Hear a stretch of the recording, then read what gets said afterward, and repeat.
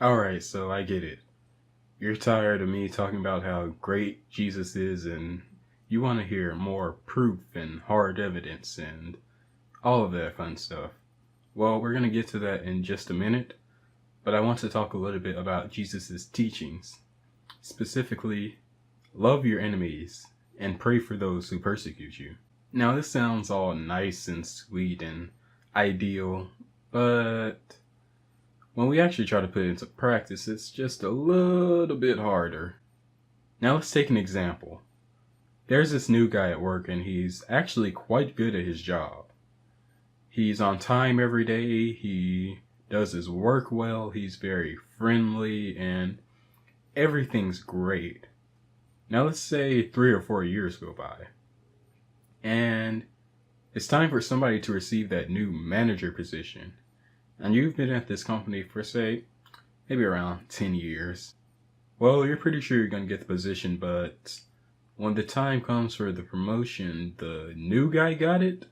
A few days go by and you find out that the new guy was actually lying to your previous manager about you. You weren't showing up to work on time and you were lying about it. You missed some of your work sometimes. You cut a few corners and just all these awful things. Well, you go back home to your wife and friends and you're complaining about it and you're finding ways that you can get back at them, but something pops into your head. Love your enemies and pray for those who persecute you. And the Bible actually has a bit more to say about it as well.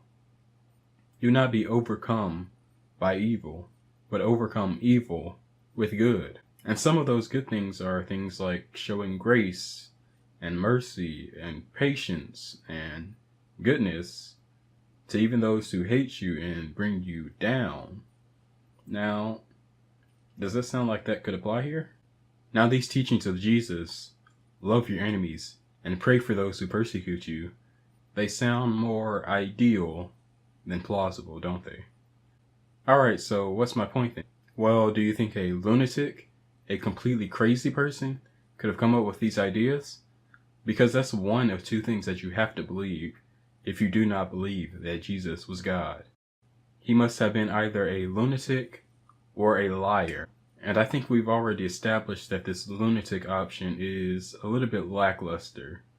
I don't think a lunatic would have come up with these good ideas, these good, consistent, coherent ideals, and actually been able to preach them and live them out. And liars typically don't die for what they know that they're lying about, but that's exactly what Jesus did if we are to believe that he was a liar. When Jesus Christ was offered an opportunity by the Roman high priest to deny that he was God, he did the opposite. He affirmed that he was God, and he was crucified because of that. Now you're saying, isn't the Bible just a bunch of lies? Why should we believe what's written in there anyways?